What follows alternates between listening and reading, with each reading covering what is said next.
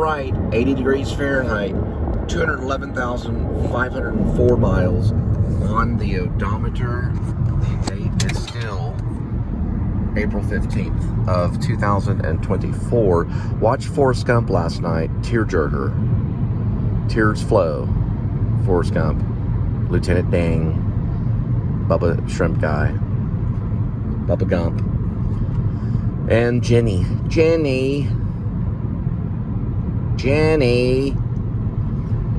for some reason, she just couldn't stay. For some reason. But she could give him children and make him a father. What Forrest Gump ultimately becomes is a father. In the end. That's how we see it in the end. And also the kid, Osmond, whatever his name is, he's from The Sixth Sense. I see dead people, Forrest Gump. Well, anyway, he's in it. He's got a weird career. So he was really good in Sixth Sense, but he was in Forrest Gump. He played he played Forrest Gump Jr. because he was named Forrest Gump. It's pretty good. I like all the music. There's a lot of music. They even play Doors music. They play Lynyrd Skynyrd. Jenny's character is quite the character because she was abused by her father when she was younger. So she has to go out into the world because of that and become afflicted. And then she keeps going back to Forrest Gump for, I guess, I don't know, maybe it was a God thing. Forrest Gump kind of brings about the questioning of God. He talks about, he's kind of a genius character more than just a special person, but he talks about how are we just this feather on the wind? And so it opens with this feather floating on the wind. Or is there a predestined plan that we follow? He questions that himself. Life is like a box of chocolate. Life is like a box of chocolates. And he hits his T's. He always hits his T's perfectly. He also writes tons of letters from Vietnam, because he was a Vietnam vet. He went to Vietnam in the army. Writes letters to Jenny, and Jenny doesn't receive any of them. Don't know what happened to all those letters. I don't know if she ever read them or whatever happened to the letters. They don't really explain it. He does receive them back. But he does get back with Jenny several times, and then the whole purpose he's sitting on the bench in Savannah, Georgia. I'm assuming they mean Savannah, Georgia. The reason he's sitting on the park bench is because he's waiting on a bus that's going to take him to Jenny to see his son, who he didn't know he had a son. And he didn't know that the son turns out to be intelligent, or whatever that means. It's kind of what you question in the movie. He's not special, he's not talking about a box of chocolate and jogging around everywhere. And I guess Forrest Gump jogs from one part of the nation to another part of the nation and just keeps on jogging, like many of us. Forrest Gump represents an ideal innocence of society. Definitely good. He represents goodness. He'll always make the good decision, even if he jumps on top of one of Jenny's, assaulters or whatever you want to call it. People try to hurt Jenny. And that's very common in Robert Zemeckis, because the same thing happens in Back to the Future with Michael J. Fox's character and Crispin Glover. Crispin Glover's kind of a special character, the father of Michael J. Fox's character, Marty McFly, and then the father, Mr. McFly. He does the same kind of thing. He protects the mother. A lot of traffic. So there's a connection a little bit between Back to the Future and Forrest Gump, both Robert Zemeckis. But I think his true masterpiece, using Tom Hanks twice, is a really good thing. His true masterpiece is going to be Castaway. And Castaway I saw when I was in Los Angeles. I think by far it's superior than all of his other films. Far better than Back to the Future. Far better than Forrest Gump. Castaway is life-changing. And I saw it when I was in Los Angeles. I saw it when I actually was in Long Beach. And it just blew me away. It just inspired me even more to continue this quest of what one of my friends called the Star Wars, to try to become this thing, this epic thing. I don't think Forrest Gump tried to do it. I don't think he tried to become whatever Forrest Gump became. You know, he met all these different presidents. He was an iconic character, always on television, you know, doing weird things, playing mad ping ball. They call it ping pong, you know, champion ping pong player, a distance runner, you know, this marathon runner kind of thing. Well, he wasn't a marathon runner. He was running like 3 or 4 months or something nonstop. Became this epic, famous kind of thing. Came up with the idea of SHIT happens. Someone used that for a bumper sticker, and then also wiped his face on his shirt and made it muddy, and came up with the happy face. You know, it's a response to the 60s. You know, a response to what went on and what was freedom and what was good. And what was also cool too is there's this big protest going on. Everyone's protesting that, you know, the right to have liberty and be free and not fight in a war, and like how war is bad and there's peace, and all of that doesn't really matter whenever Jenny walks out into the mirror reflection pond. She walks out into the reflection pond, and there is, you know, Jenny, and she's Forrest Gump or Forrest, you know, and then he meets back up to his destiny. You know, this girl that he met on a bus when he was this crippled kid before he ran away and ran off from the bullies and lost the crutches, you could say. They weren't really crutches. They were things that you would wear if you were crippled. They're kind of like crutches, but they fly off his legs, and she's always telling him to run, you know, to run away from the harm, you know, especially in Vietnam. Butterflies are already gone, but they start advertising. Then we do have dinosaurs until May 30th, if you like dinosaurs. Yeah, but she tells him to flee from the danger. You know, why try to stop war, you know? And then eventually it turns out to be about love. Now, what's sad about Forrest Gump is he does lose his mom, and he does lose Jenny. He loses her to illness. She dwindles into the illness, and he loses her. But he does gain a son, and he does become a parent. And there's a sense of peace towards the end of it. He has a great monologue. It makes me want to cry even thinking about it. Tom Hanks is so powerful, where he talks to Jenny at the grave and surrounded by those stones and everything. If you don't cry through some of that, then you're just not human. But it does some films make you cry. You know, and anyway, Grease is coming up, and Mary Poppins Jr. is already about to arrive, but it's a very powerful one. Robert Zemeckis.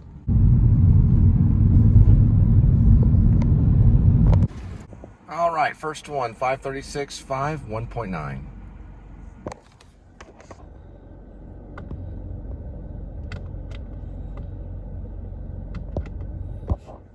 So there's a few questions I have about Forrest Gump. It's a 1994 film. I remember it when I was getting ready to play Stanley Kowalski in Streetcar Named Desire, and I met a lady named April who was a big fan of it. It had the soundtrack, and anyway.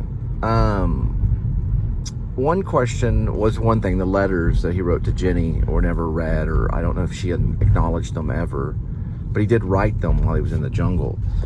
And then I think I had a question about the house. So Jenny, she had a house that her and her father lived in. Her father abused her, like beat her up and stuff, and probably did things to her that were not good. And she hated the house, so she would throw things at it when she would go back to see Forrest Gump when she was a full-grown woman.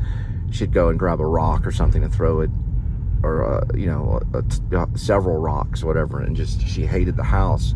So after her death, he bulldozes the house, which I don't know if Zemeckis, he must have been trying to say something. There's some mystery, because to me it just seems like, yeah, she, they talked about the house. She threw rocks at it because she hated it. She ends up dying because of a disease. He buries her, and then he bulldozes the house. There must be some kind of symbolism in that. There's a lot of symbolism that Zemeckis uses in that particular movie. The feather comes back in Castaway as a wing. So there's some similarity And there's the question of, are we just floating like a feather through this disaster, this chance life, this life that came by chance, or is it predestined and planned?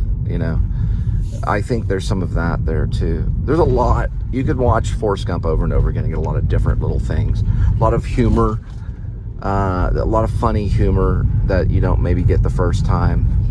Some things that he does that's hilarious. Even the house being bulldozed is kind of funny in a little way. I guess maybe not, but he also becomes a millionaire, or like very, very rich. And Lieutenant Dan, or whatever his name is, he kind of calls him Lieutenant Dang. I think it's Lieutenant Dan. He hits his consonants very oddly. But anyway, whoever it is, he loses his legs in Vietnam. He loses it in the war, and then he regains legs later and marries probably what was known as a Vietnamese. He does invest the shrimp boat company that he was supposed to start with Bubba Gump Shrimp, whatever the guy was, with Bubba, whoever his name was. He was supposed to start the shrimp business with him, but he died in the war. So Lieutenant Dang actually goes and becomes a ship captain, or not ship captain, but he rides along with him to get shrimp, and they even go and pray at the local church for shrimp. And there's a hurricane that comes through, knocks out all the other shrimp boats, and they start making money with shrimp. Then Lieutenant Dang invests in Apple Communications, and then they're set for life on money, which I thought was interesting. It doesn't go into extreme detail. It's barely a character piece. It is a character piece. Don't get me wrong. It is a character piece about Forrest Gump. It would be basically a character piece. But it's not intense detail character. You know what I mean? Like a Rain Man and Dustin Hoffman or whatever. It's a caricature kind of thing. It needs to be that way. It's bigger than life in a way at times. It's kind of a caricature. But he plays him very sincere. Tom Hanks did a very sincere job. Won an Oscar. Before that, he won for Philadelphia. There's a connection between the two movies too, and theme about what happens to Jenny.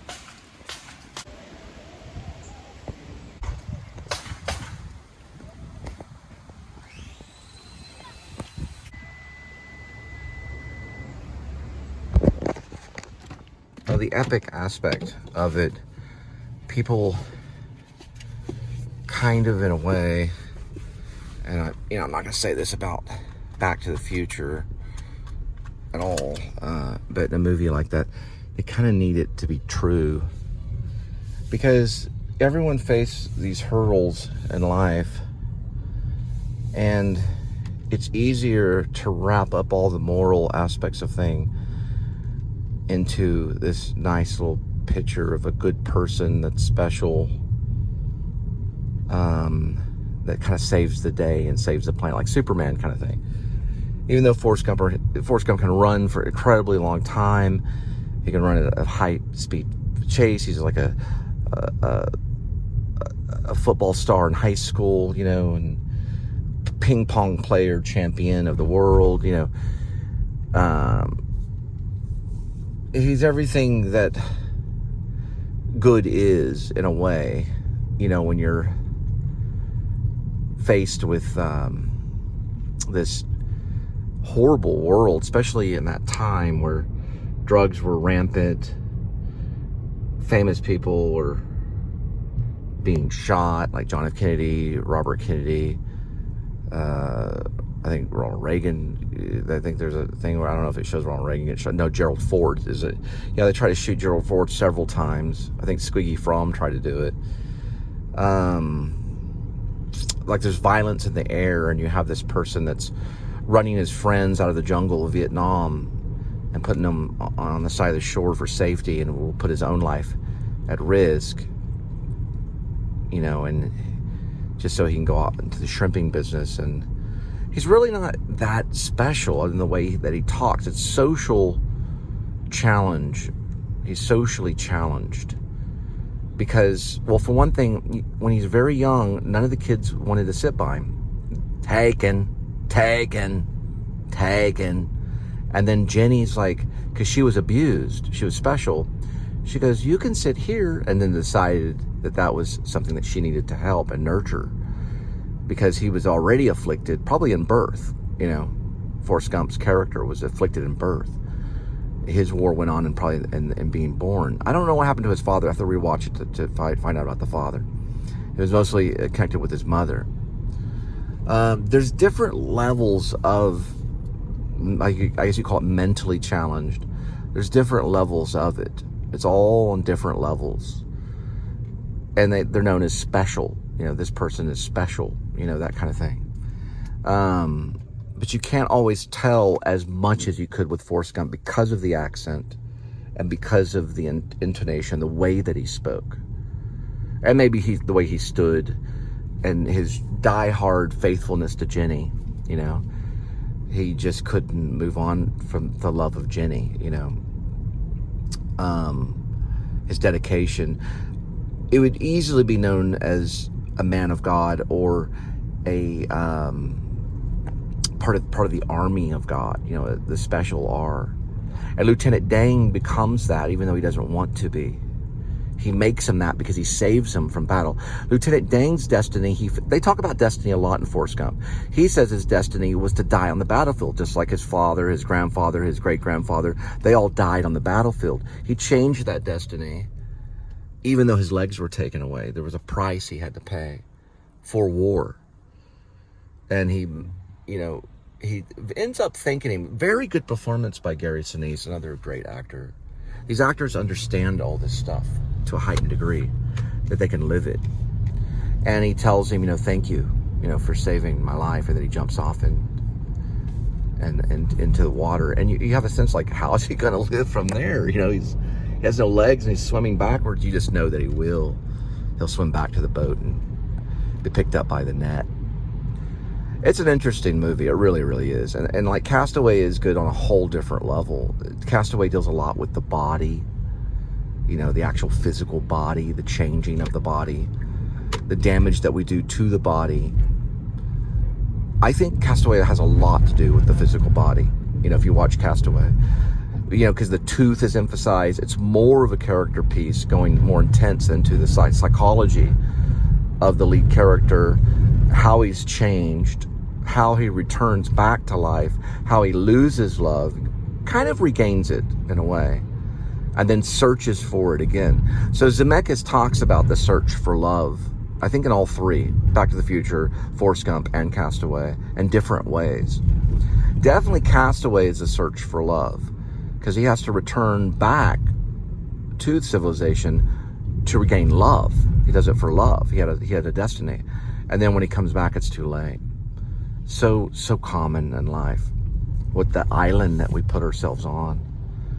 Then when we return, we can revisit it, but only as like a friend or something, or nothing's wrong with being a friend, but we can only revisit it because of how, you know, marriage is at play, I think, in all three. You know, the importance of marriage too. It's amazing Crispin Glover, you know, took this guy to court. Also like how Forrest Gump calls Bubba his best good friend.